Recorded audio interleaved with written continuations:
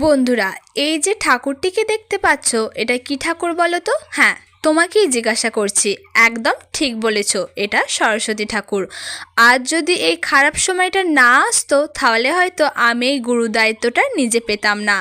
এবার তোমাদের মনের মধ্যে প্রশ্ন জাগবে যে কি খারাপ সময় আর গুরু দায়িত্বটাই বা কী। সব বলছি, দাঁড়াও। প্রথমত বলি, খারাপ সময়টা আমার না, যে দাদারা এই ঠাকুরটিকে অর্ডার দিয়েছিলেন সেই মৃৎশিল্পীর কাছে এই সরস্বতী পুজোর আগের দিন অর্থাৎ বৃহস্পতিবার সেই মৃৎশিল্পী বলেন যে দাদারা ঠাকুরটা আনতে গিয়েছিলেন যে তার পক্ষে এই ঠাকুরটিকে কমপ্লিট করা সম্ভব না। তাই বললেন যে আমি ঠাকুরটিকে কমপ্লিট করতে পারবো না, তোমরা যদি অন্য কোথা থেকে কিনতে পারো তো তোমাদের মধ্যে পুজো হবে, আর যদি না পারো তাহলে কিন্তু আমার কিছু করার নেই।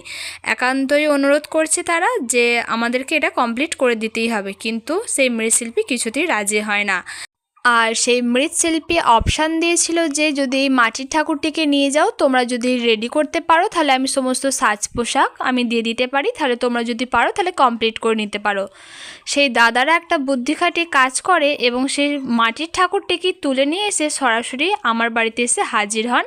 মাকে ঠিক যেমন প্রথমে ভিডিওটা দেখলে ঠিক সেই রকম অবস্থাতেই বাড়িতে নিয়ে এসে মাকে হাজির হন এবং বলে যে ফুল ফিনিশিং আমাকেই করতে হবে, তারা কিছুটা জাস্ট সাহায্য করবে। আমি তো শুনে অবাক, কারণ জীবনে অনেক ক্রাফট এক্সপেরিমেন্ট করেছি, বাট এটা প্রথম।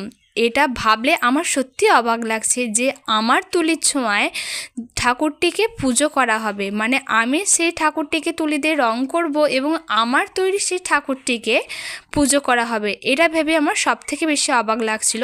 সবাই প্যান্ডেলে দেখতে আসবে এবং তোমরা এই কথাগুলো শুনে অনেকেই বলবে যে আমি হয়তো ন্যাকামি করছি।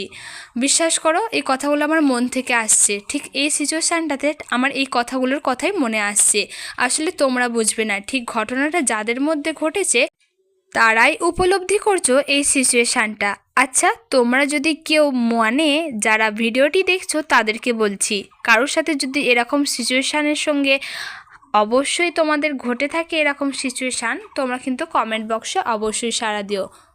যাই হোক, অনেক গল্প হয়ে গেল। সব থেকে ক্রিটিক্যাল লাগছিল মায়ের এই চক্ষুদান করার সময়টা। প্রথমে চোখের তারাগুলিকে ব্রাউন কালার করে ভর্তি করে নিচ্ছি, তারপর কালো কালার দিয়ে কমপ্লিট করব এবং সবশেষে সামান্য সাদা রঙের টাচ আপ দেবো।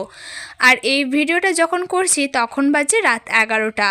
আমি এতটাও সুন্দর চোখ আঁকতে পারি না, তাই এর মধ্যে যদি কোনো ভুল ত্রুটি করে থাকি মার্জনা করবেন।